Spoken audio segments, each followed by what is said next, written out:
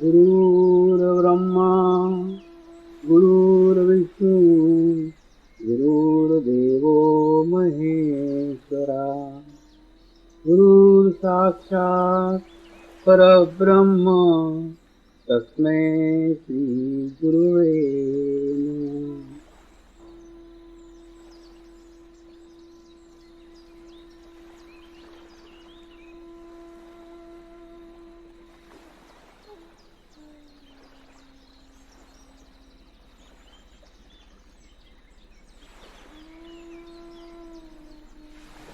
मेरे साथ ध्यान की शुरुआत करेंगे।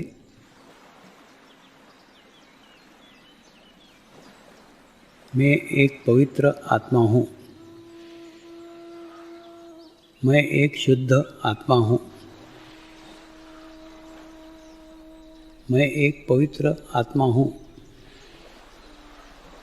मैं एक शुद्ध आत्मा हूँ। मैं एक पवित्र आत्मा हूँ। मैं एक शुद्ध आत्मा हूँ। गुरु मंत्र का उच्चारण करेंगे। ओम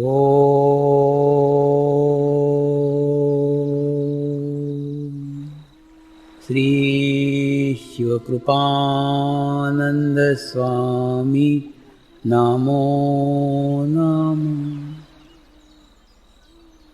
ओम श्री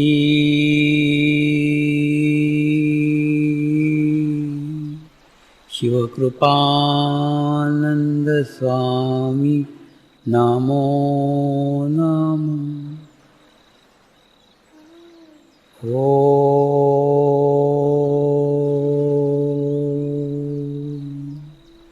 श्री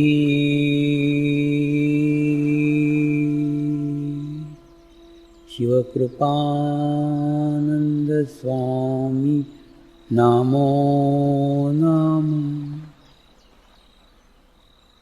ओम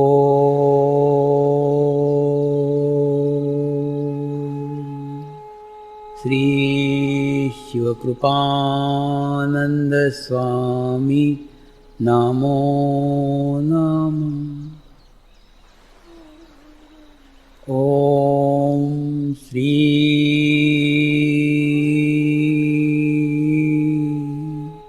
शिवकृपानंद स्वामी नमो नमः। ओम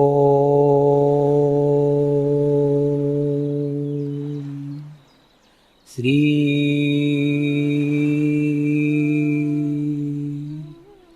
शिवकृपानंद स्वामी नमो नमः। ओम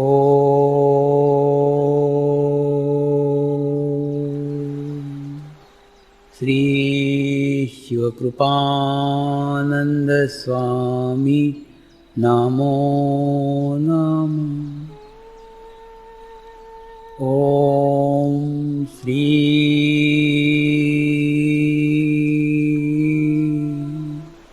शिवकृपानंद स्वामी नमो नमः।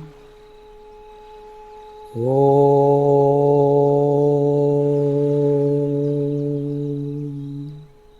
श्री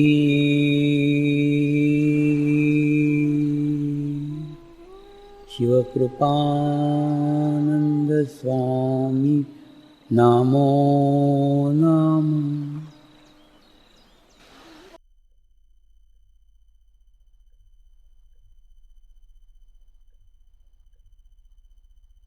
सामूहिक सकारात्मक शक्तियों से मेरा आशय उन पवित्र आत्माओं के समूह से है, उन पवित्र आत्माओं की सामूहिकता से है, कलेक्टिविटी से, जिन्होंने शून्य की स्थिति अपनी चेतना को खोकर नहीं प्राप्त की है, अपनी चेतना को जागरूक करके प्राप्त की है। ऐसी सामूहिकता में, ऐसी कलेक्टिविटी में अगर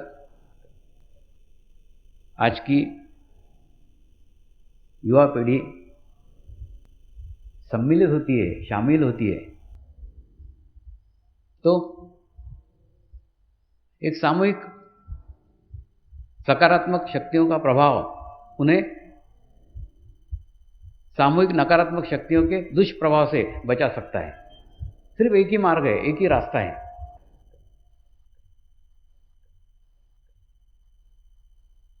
और आपको पता हो या नहीं पता हो, लेकिन आज विश्व में समर्पण ध्यान एकमात्र मार्ग है, एकमात्र रास्ता है जो एक आत्मा के अनुभूति के ऊपर एकत्र हुआ है। विश्व भर में अनेकों स्थानों पे बढ़ रहा है, अनेकों स्थानों पे डेवलप हो रहा है, और हजारों आत्माएं रोज उसके अंदर जुड़ रही है, एकत्र हो रही है।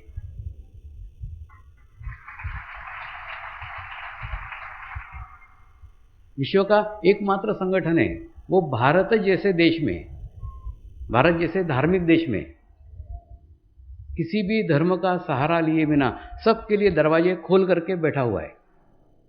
कोई भी उसमें आ सकता है। तो ऐसे आत्माओं का समूह, ऐसा आत्माओं का एक विशाल संगठन आज एक नए परिवेश में विश्व को एक दिशा दे सकता है। और ये सब बातें आपको इसलिए कह रहा हूं कि अब हम गांव से शहर में पहुंच गए हैं। शहर में पहुंच गए से आशय, गांव के अंदर सड़क के ऊपर कहीं भी दो साइकिल वाले खड़े रह के बात कर सकते थे। गाड़ी कहीं भी पार्क की तो कहीं भी घंटों पार्क रख सकते थे। कोई पार्किंग के नियम नहीं थे, कोई ट्रैफिक के नियम नहीं थे, कुछ नहीं था। सब जगह स्वतंत्रता थी। तो ऐसी गांव जैसी स्वतंत्रता शहर में आने के बाद में नहीं मिलती है। ट्रैफिक के नियम रहते हैं, ट्रैफिक के कायदे रहते हैं। उन नियमों के तहत अपने को चलना पड़ता है। अगर चले तो ठीक है, नहीं तो भटकने का अवसर बहुत प्राप्त हो सकता है।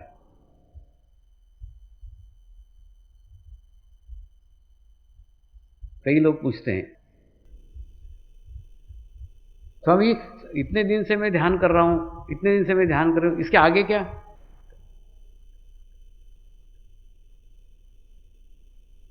आगे कुछ नहीं है, साथ में रहना ही बस आगे है। बाकी आगे तो खुद ब खुद चला जाएगा।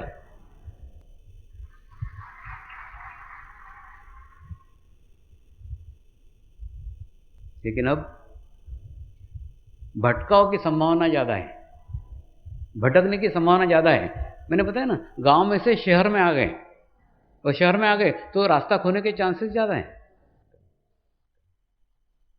इसलिए आवश्यकता है नियम के साथ चलो, अनुशासन के साथ चलो, एक डिसिप्लिन के साथ चलो, एक सामूहिकता के साथ चलो, एक कलेक्टिविटी के साथ चलो, तो ही इस शहर को पार कर सकते हैं। नहीं तो 10 साल शहर का जो दायरा है ये निकालना बहुत कठिन हो जाएगा।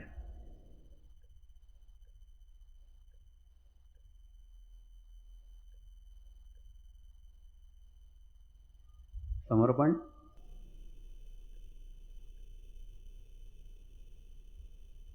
साधकों का है, नहीं है ऐसा नहीं है, लेकिन समर्पण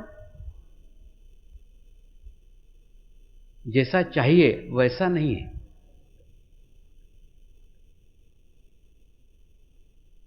कैसा है और कैसा चाहिए, इसको मैं एक सुंदर उदाहरण से समझाने का कोशिश करता हूं।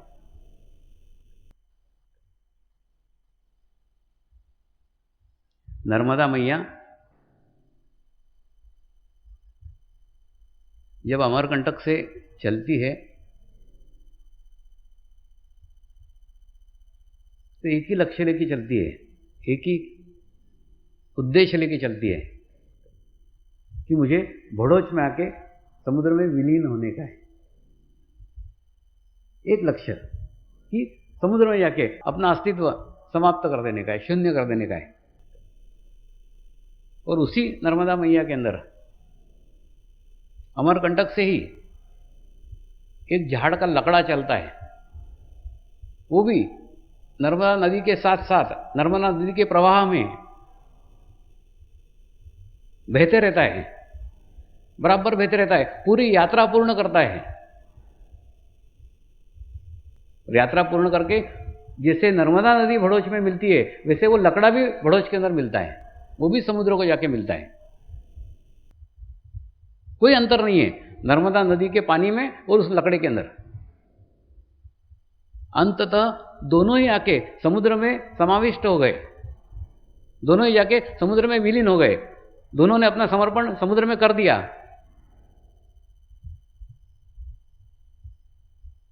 लेकिन अंतर है, लकड़े में और पानी में अंतर है। अंतर यह है कि पानी अपना अस्तित्व अलग नहीं रखता। समुद्र में नदी मिल जाने के बाद में नदी का अस्तित्व शून्य हो जाता है, लकड़े का अस्तित्व बाकी रहता है। समुद्र में मिल जाने के बाद भी लकड़े का अस्तित्व बाकी रहता है। और ऐसा लकड़ा किसी भर्ती के समय दांडी के किनारे पे पड़ा मिलता है।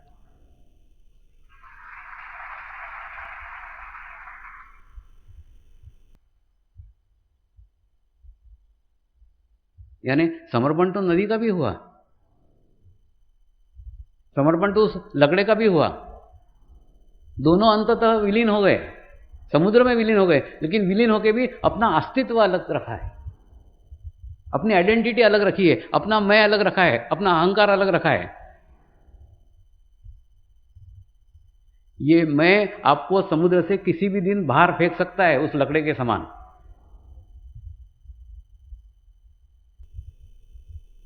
तो केवल नदी के साथ समुद्र में मिल जाना ही काफी नहीं है। नदी के समान अपने आप को विलीन करना होगा, अपने अस्तित्व को समाप्त करना पड़ेगा, अपने अस्तित्व को शून्य करना पड़ेगा। हो गया, बहुत बड़ी सामूहिकता हो गई, बहुत बड़ी कलेक्टिविटी हो गई, बहुत बड़ा शिविर हो गए, सब बड़ा बड़ा हो गया।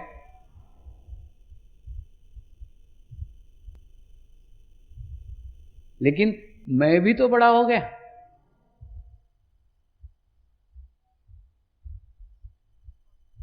अभी भी अलग अस्तित्व है, अलग आइडेंटिटी है, अलग मैं है।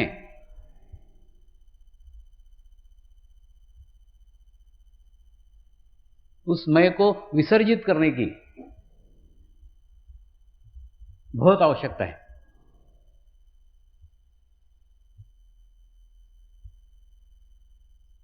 प्रत्येक साधक उस मैं को संभाले हुए, संजोए हुए, अपना अलग अस्तित्व बनाए हुए हैं। अरे बाबा, अब जब बूंद से सागर बन गए तो सागर बन जाओ। अपनी अस्तित्व को खो दो, अपने मैं को भुला दो, अन्यथा ये आपका ही मैं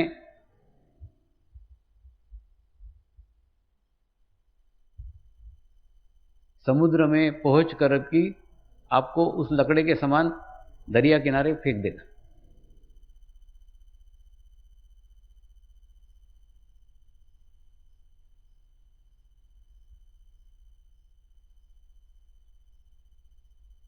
तो ये साधक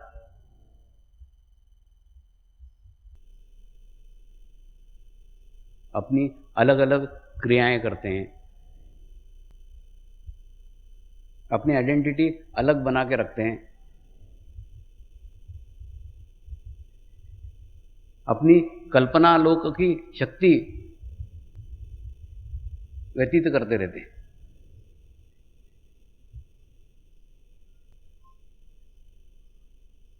अनुभूति और कल्पना, इन दोनों में जमीन आसमान का अंतर है।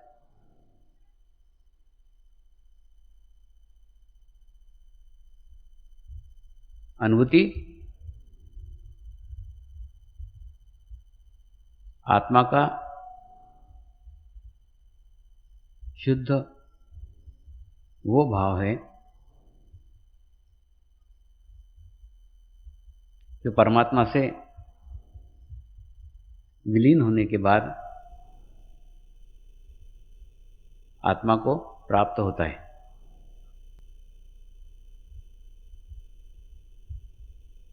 और कल्पना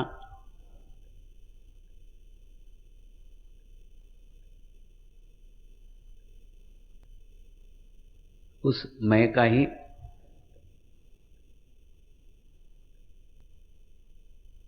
उस अहंकार का ही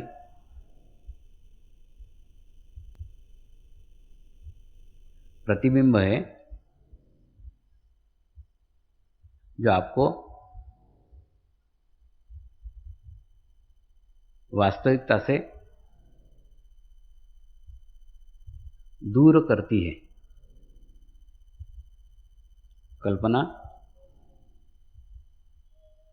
आपको सामूहिकता से दूर करती है और उस कल्पना के रास्ते पर आप कब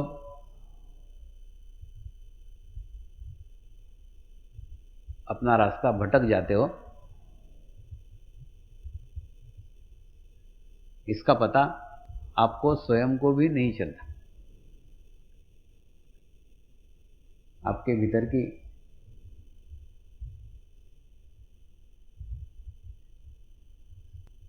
बड़े होने की इच्छा, आपके भीतर की कुछ विशेष करने की इच्छा, आपके अंदर की कुछ अलग करने की इच्छा आपको उस सामूहिकता से अलग करती है, दूर करती है। और बुद्धि उस अलग किए गए बात को बढ़ावा देती है। ये जो तू कर रहा है ये बहुत अच्छा है, ये सबसे अच्छा है, सबसे श्रेष्ठ है, सब साधकों से ज्यादा अच्छा है। तुम सब साधकों से ज्यादा अच्छे भी मत बनो और ज्यादा खराब भी मत बनो, सामूहिकता में रहो, कलेक्टिविटी में रहो।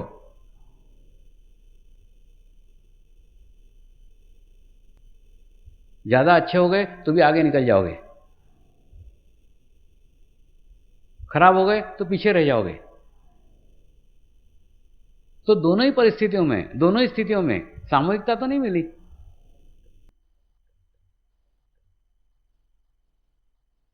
कलेक्टिविटी तो नहीं मिली।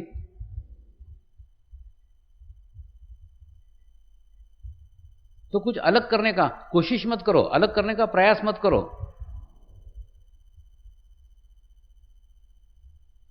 आध्यात्मिक क्षेत्र में प्रयत्नों को कोई स्थान नहीं है।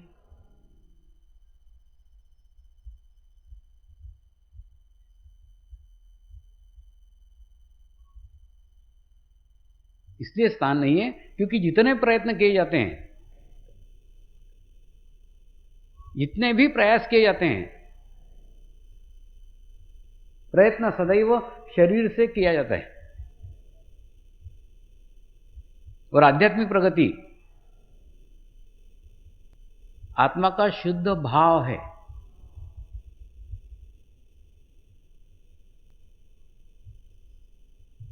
ये दोनों अलग अलग रास्ते हैं, दोनों अलग अलग मार्ग हैं।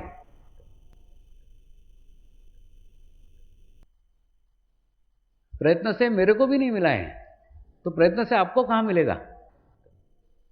ये रास्ता ही अलग है, ये मार्ग ही अलग है।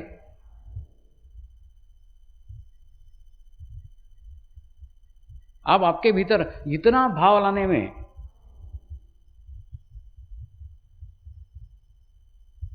सफल होंगे, उतना ही आपका स्वयं का मैं गिरता चला जाएगा।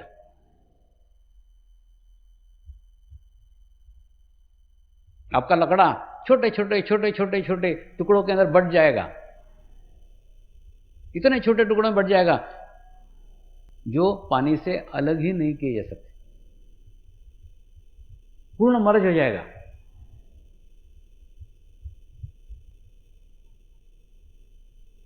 अन्यथा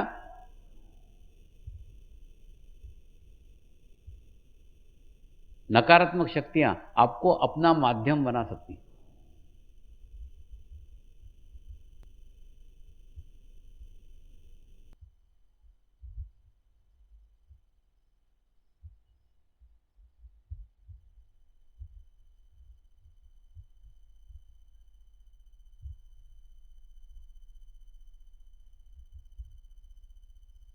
बीच में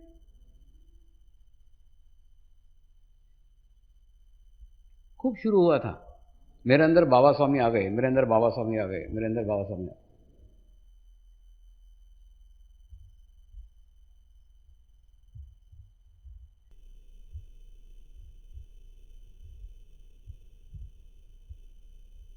एक ध्यान रखो, मेरे को आप तक पहुंचने के लिए कोई माध्यम की आवश्यकता नहीं है, मैं सीधा पहुंच सकता हूं।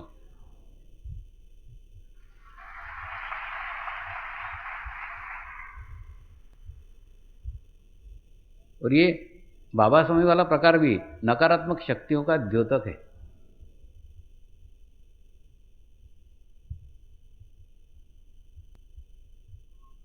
ये 45 दिन के अनुष्ठान के दौरान एक एक साधक की संपूर्ण स्थिति का अवलोकन होते रहता है।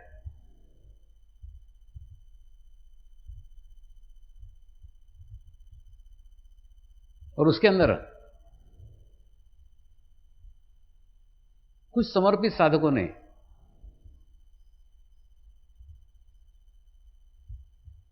मुझे देवतुल्य दर्जा दिया है।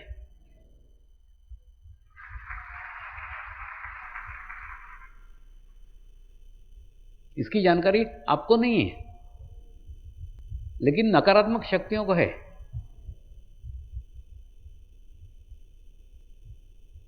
वो जानती है कि अगर उनका नाम लिया तो लोग भी हमको देव जैसा पूजेंगे।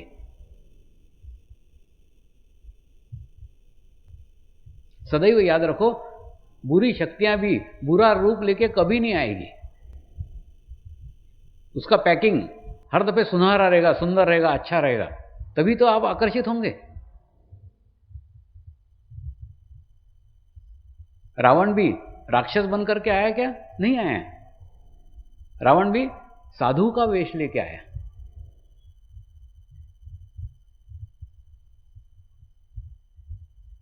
तो सदैव बुरी शक्तियां अच्छे माध्यमों का चोला पहन करके आती है, तभी तो आप उसका सम्मान करोगे, तभी तो उसको आप रिस्पेक्ट करोगे। अगर वो मूल स्वरूप में आएगी तो आप सम्मान करोगे क्या? नहीं करोगे।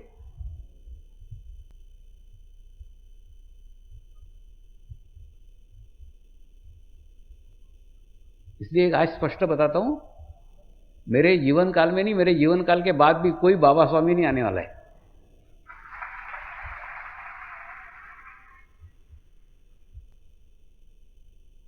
आएंगे तो वो भूत आएंगे मेरा नाम लेकर के।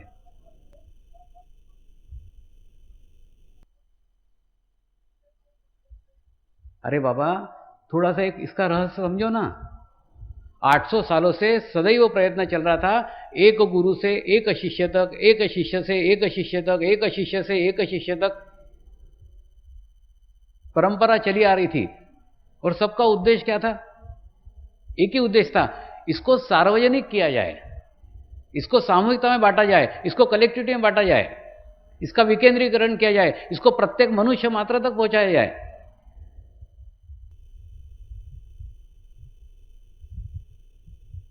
यह उद्देश्य जब मेरे जीवन काल में प्राप्त हो गया, ये हजारों लाखों साधकों में बट गया ज्ञान।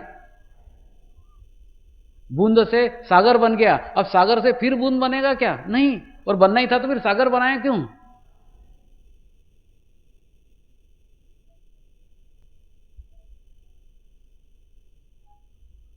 मेरे जीवन का लक्ष्य पूर्ण हो गया है। उन गुरुओं के प्रसाद को एक एक में बांटना जो लक्ष्य था पूर्ण हो गया है। लाखों लोगों में वो बढ़ गया है, लाखों साधकों में बढ़ गया है। और बढ़ने के बाद में फिर उसकी रिवर्स एंट्री नहीं होगी, फिर कोई एक व्यक्ति निर्माण होगा, ऐसा कभी नहीं होगा, क्योंकि शक्तियों का विकेंद्रीकरण हो गया है। और विकेंद्रीकरण करना ही गुरुओं की इच्छा थी। अरे बाबा, प्रसाद बांटने के बाद में कभी उसको इकट्ठा करते हो क्या? बस वैसा ही है।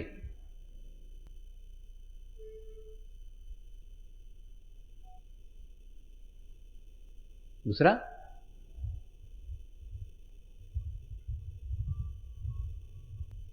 ये तो उषक काल है। सूर्योदय तो मेरे जीवन के बाद होगा। जो वास्तव में कार्य का विस्तार है वो मेरे बाद में है, इसलिए मेरे को उधर का कोई इच्छा ही नहीं है। मैं तो एक मजबूत नींव डाल के जाना चाहता हूं। जैसे बिल्डर लोगों की भाषा में बोले तो अगर नींव मजबूत है, ऊपर 10 मंजिले 15 मंजिले चढ़ा सकते हो। तो वैसी मजबूत एक नींव समर्पण की डाल के जाना चाहता हूं, और उसमें आप मुझे सहयोग करो। उसके ऊपर फिर कितने भी मंजिले, कितने भी फ्लोर अगली पीढ़ियां चढ़ा सके।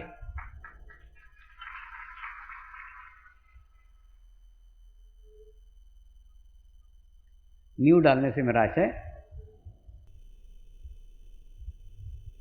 एक अनुशासन से है, एक नियम से है।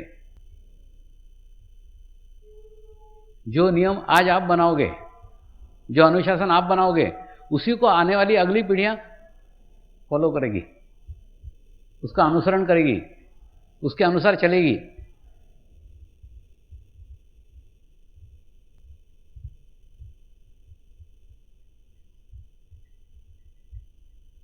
आज पहली आवश्यकता है समय के पाबंदी की। आप 5 बजे बुलाते हो, मैं 4:45 तैयार रहता हूं, मेरे को रोक के रखते हैं साधक। हे परमात्मा, हम सभी पवित्र आत्माएं आपको हृदय से प्रार्थना करते हैं कि सारे विश्व में शांति हो, सारे विश्व के आत्माओं की आध्यात्मिक उन्नति हो एवं सर्वांगीण उन्नति हो। यही हम सब आत्माओं की शुद्ध इच्छा है। नमस्कार करेंगे। हे परमात्मा, हमारे सद्गुरु श्री शिव कृपानंद स्वामी जी का स्वास्थ्य सदैव अच्छा बना रहे एवं उनकी आयु दीर्घ हो, यही हम सब पवित्र आत्माओं की शुद्ध प्रार्थना है, शुद्ध प्रार्थना है, शुद्ध प्रार्थना है। शांति पाठ करेंगे। ओम द्यो शांति अंतरिक्षगं शांति पृथ्वी शांति रापः शांति औषधयः शांति वनस्पतयः शांति विश्वे देवः शांति ब्रह्म शांति सर्वगं शांति शांतिरेव शांति श्यामा शांतिरेधि। ओम शांति शांति शांति सर्वरिष्टतु शांतिर्भवतु। जय बाबा स्वामी।